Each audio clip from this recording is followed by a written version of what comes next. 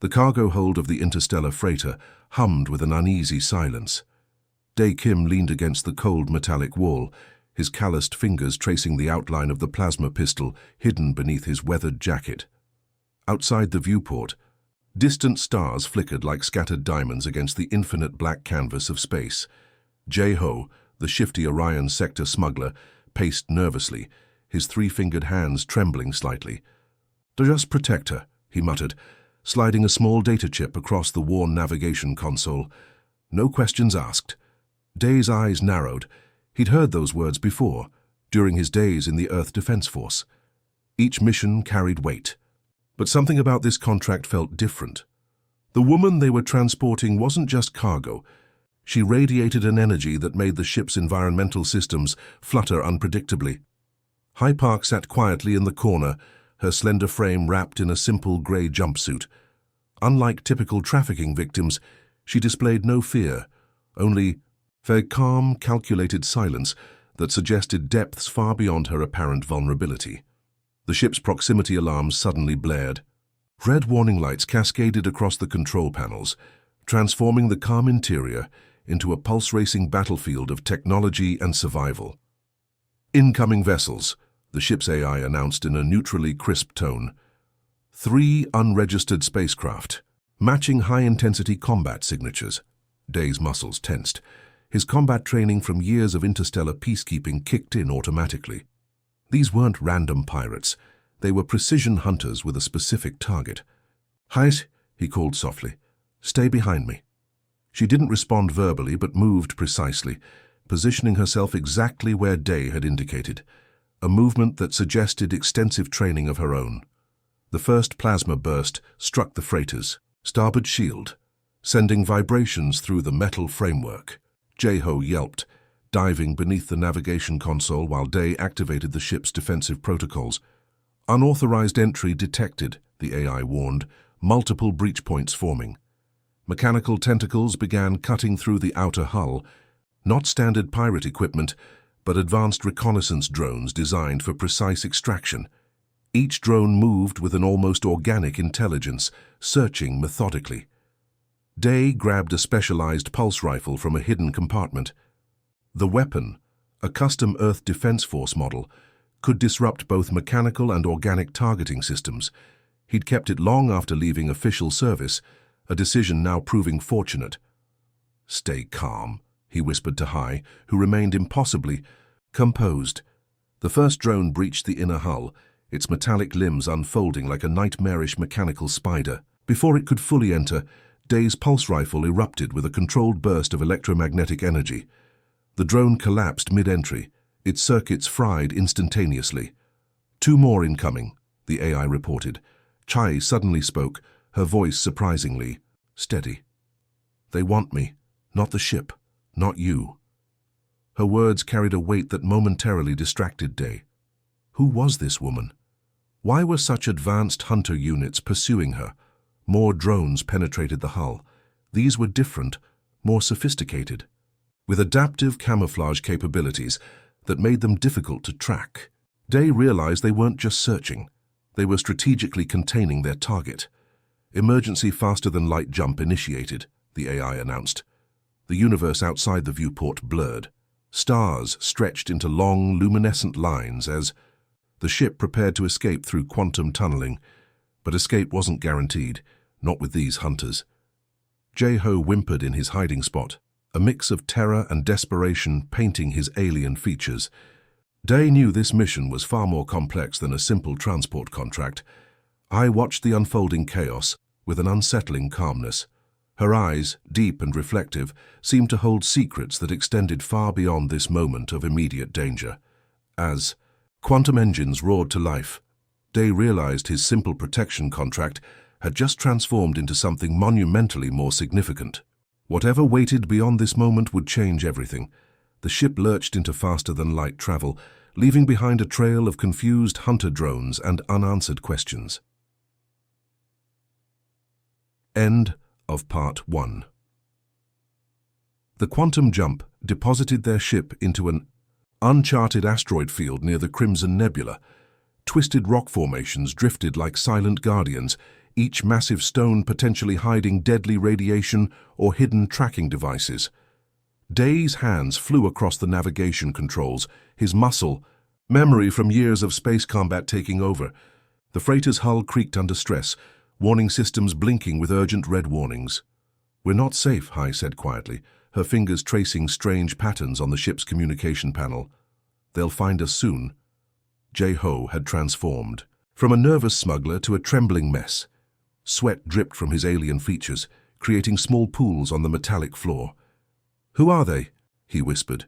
Before anyone could respond, 3 sleek hunter ships emerged from the asteroid's shadows. Their design was unlike anything Day had encountered, biomechanical structures that seemed to breathe and pulse with an organic intelligence. "Genetic tracking systems activated," the ship's AI announced. "Multiple bioscan frequencies targeting our vessel." Day grabbed his specialized pulse rifle, moving with a fluid grace that spoke of countless combat missions. "Stay low," he instructed Hai, positioning himself between her and the potential threat. The first hunter ship fired, not with traditional weapons, but with a strange energy pulse that seemed to ripple through space itself. Quantum disruptors, Day realized. Weapons designed to tear molecular structures apart. "Evasive maneuvers," he shouted, throwing the freighter into a complex spiral between massive asteroid formations. Each movement was calculated, each turn a dance between survival and destruction. Hai watched the combat with an unsettling calm. Her eyes, deep and reflective, tracked the hunter ship's movements with an almost supernatural precision. When a particularly dangerous energy pulse approached, she would subtly gesture, and the ship would somehow find the perfect escape route. Jae-ho noticed this first. "You're guiding us?" he stammered, looking at Hai with a mixture of fear and astonishment. She didn't answer, maintaining her focused silence. The asteroid field became a battlefield. Day's piloting skills were pushed to absolute limits. He weaved between massive rock formations, used gravitational pulls to redirect hunter ships, and exploited every possible tactical advantage. One hunter ship miscalculated, smashing directly into a massive asteroid. Its biomechanical structure exploded in a brilliant display of azure and crimson energy, sending fragments spinning into the cosmic void. 2 remaining, the AI reported dispassionately. The remaining hunter ships changed tactics. Instead of direct assault, they began releasing smaller probe drones, microscopic machines capable of penetrating ship hulls and conducting molecular scans. "Incoming nanite infiltration," the AI warned. "Defensive shields at 63% capacity." Day understood the danger immediately. These weren't ordinary tracking devices. They were searching for something specific, or someone. His eyes momentarily met Hai's. A silent understanding passed between them. Whatever secret she carried was valuable enough to warrant this level of pursuit. "Emergency quantum burst in 3, 2, the AI began. Suddenly, Hai placed her hand on the navigation console. The entire ship's systems momentarily flickered, then stabilized with an enhanced energy signature. The quantum jump occurred, but something was different. They didn't just move through space, they seemed to fold through reality itself. When systems returned to normal, they were in a completely unknown region. No asteroid fields, no hunter ships, just infinite silent darkness. Jae-ho collapsed, overwhelmed by the intensity of their escape.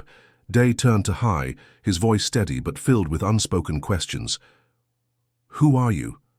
She smiled, the first genuine emotion she'd shown since their journey began. "Someone who needs protection," she answered, "and someone who might just change everything." The ship drifted silently, surrounded by an infinite, mysterious universe filled with untold secrets. End of Part 2. The abandoned space station drifted like a forgotten memory, its metallic skeleton illuminated by distant starlight. Dai guided their damaged freighter into a pressurized docking bay, the ship's systems barely holding together after their miraculous escape. "We need repairs," he muttered, checking their remaining resources. Food supplies were critically low. Oxygen recyclers showed signs of strain. They were trapped, vulnerable. He began assisting without being asked, her movements precise and calculated. She understood technology in a way that went beyond standard human comprehension. When she touched damaged circuit boards, they seemed to respond, healing themselves in ways that defied conventional engineering. Jae-ho had become a silent observer, too terrified to speak, too curious to leave. His alien metabolism required different nutrients, and he scavenged through emergency supply containers. The station's original inhabitants were long gone, perhaps victims of some forgotten conflict or mysterious cosmic event. Scattered holographic records flickered intermittently, showing glimpses of a civilization that once thrived here. As Day worked on repairing critical systems, Hai's presence became increasingly intriguing. She moved with a grace that suggested military training, yet her hands could heal technological wounds like a skilled surgeon. "You're not just a passenger," Day finally said, breaking hours of concentrated silence. "Those hunter ships weren't randomly pursuing a simple slave." Hai's eyes met his, deep intelligent, carrying centuries of unspoken history. "Some secrets are dangerous when spoken," she responded softly. Their proximity began creating unexpected tensions. Survival had forced them into close quarters. Every shared task, every moment of cooperative survival, built an invisible connection stronger than words. Unexpected genetic compatibility began manifesting in subtle ways. When Day experienced fatigue, Hai could somehow transfer energy through mere touch. When she felt vulnerable, his protective instincts activated with supernatural intensity. Days passed. Repair work continued. Their bond transformed from professional protection to something more profound, a connection that transcended typical human-alien interactions. A massive energy surge suddenly illuminated the station's central core. Ancient machinery dormant for generations began awakening. Holographic interfaces displayed complex genetic sequences, mathematical patterns that seemed to dance between scientific precision and artistic beauty. "These are genetic records," Hai whispered, her fingers tracing luminescent data streams, documenting potential evolutionary pathways across multiple species. Jae-ho watched in terrified fascination as the station's systems responded to Hai's touch. Mechanical constructs that had been silent for decades now hummed with renewed purpose. Dao realized their connection was more than coincidental. Something in their genetic structures was creating a resonance, a harmonious interaction that defied conventional scientific understanding. During a critical moment of system restoration, their hands accidentally touched. An electrical surge passed between them, not painful but intensely intimate. For a brief moment, they could perceive each other's memories, experiences, potential futures. I saw Day's painful military past, years of defending Earth's distant colonies, witnessing conflicts that stripped away traditional human boundaries. Day glimpsed Hai's complex genetic history, a lineage designed for adaptation, survival, transformation. Their unexpected intimacy carried profound implications. This wasn't just attraction, this was a genetic conversation happening at molecular levels. Jae-ho watched, understanding something extraordinary was unfolding. "The hunters will find us," he finally spoke. "They always find what they're hunting." But something had changed. Day and Hai were no longer just protector and protected. They were becoming something else, a potential evolutionary bridge between species. As station systems fully restored, displaying star charts of unexplored galaxies, their connections solidified. A silent promise formed. They would survive, they would understand, they would transform. The universe watched, waiting. End of Part 3. The abandoned research station pulsed with newfound energy, its ancient systems awakening like a dormant beast. Hai's body began showing remarkable changes, subtle shifts in cellular structure that defied medical understanding. Day noticed first. Her skin occasionally shimmered with a faint bioluminescent glow, and her body temperature regulated with impossible precision. Blood tests revealed something extraordinary. She was carrying a child, but not just any child. "This isn't normal pregnancy," the station's medical AI announced, holographic displays dancing with complex genetic sequences.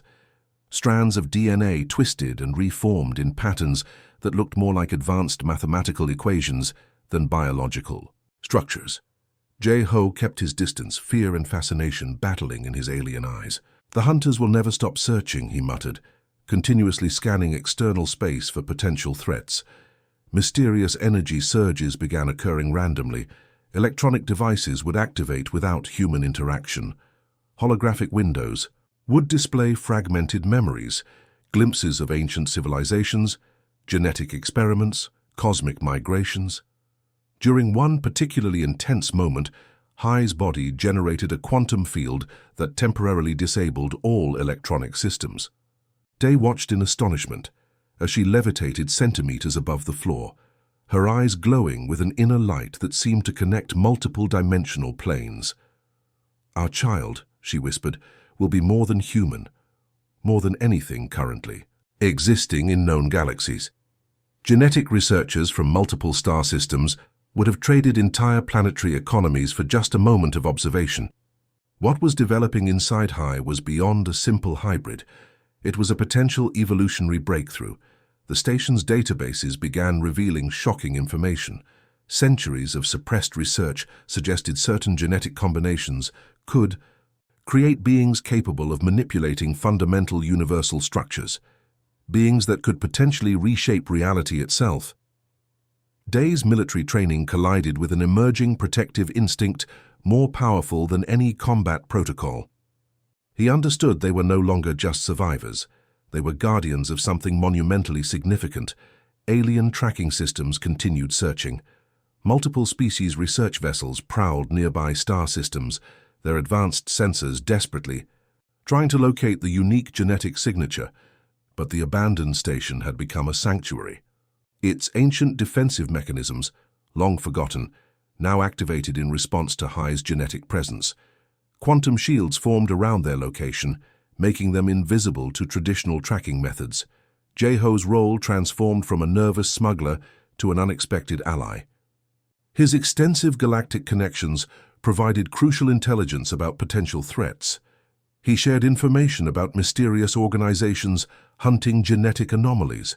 "They want to control or destroy anything they cannot understand," he explained, showing encrypted communication logs, revealing massive bounties placed on their capture.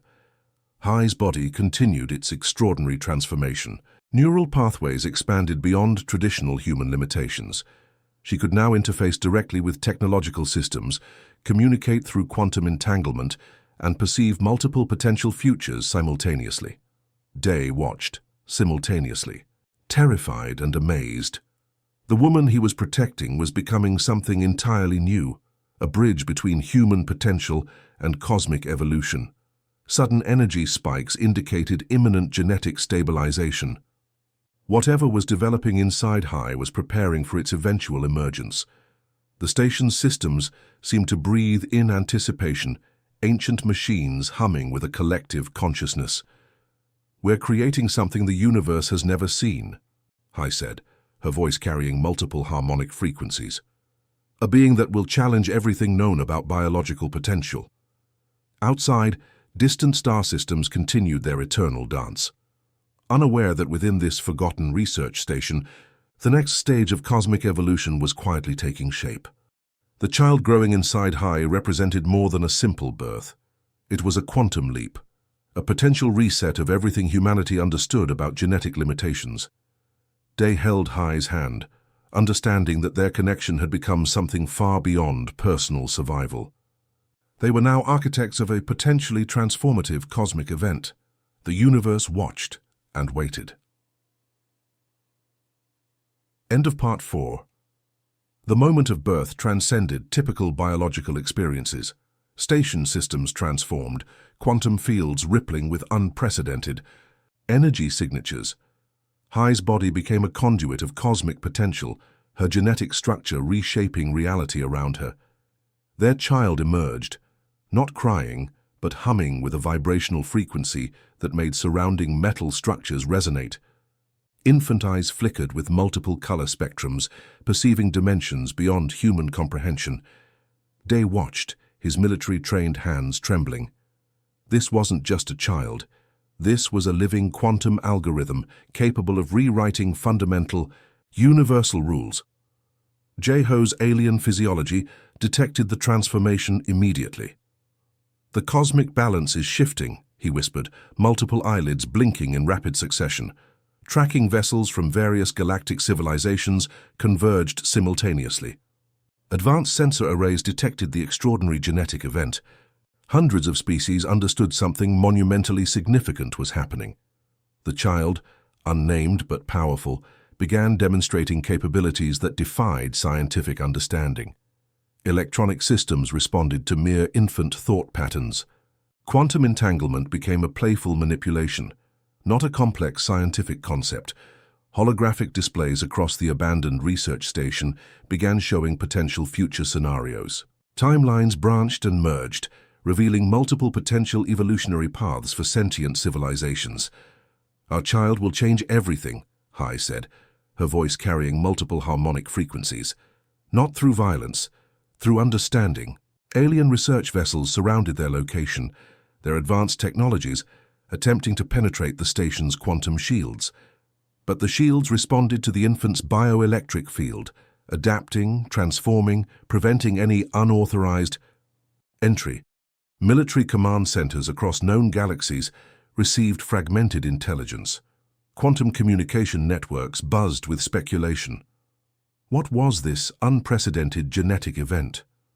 The child's first conscious moments revealed a consciousness that understood connection more profoundly than any known biological entity.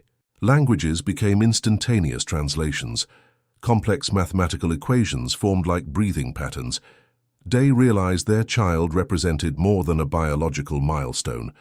This was a potential reset of evolutionary understanding, a bridge between species, between dimensions.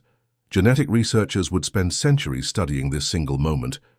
The child carried genetic markers from multiple civilizations: human adaptability, alien perceptual capabilities, quantum computational thinking. Sudden energy surges indicated the child's emerging capabilities. Nearby asteroid formations began realigning themselves. Distant planetary communication networks experienced momentary synchronizations. Jae-ho's alien perspective provided crucial insights. "This child doesn't just communicate," he explained. "It becomes communication, a living translation between different evolutionary paths." The station's systems responded like a living organism. Ancient technological archives began uploading complex knowledge directly into the infant's developing neural network. Millions of years of suppressed scientific understanding became instantaneous comprehension. Multiple alien civilizations watched, with a mixture of terror and fascination. This wasn't just biological birth, this was a cosmic reset button. Hai's genetic structure had transformed during pregnancy. She was no longer purely human, a living quantum interface capable of translating complex interdimensional communication. Day's protective instincts expanded beyond traditional parental boundaries. He understood their role wasn't just protection. It was guidance for a being capable of reshaping universal understanding. The child's first conscious breath created quantum ripples across multiple star systems. Communication networks experienced momentary synchronizations.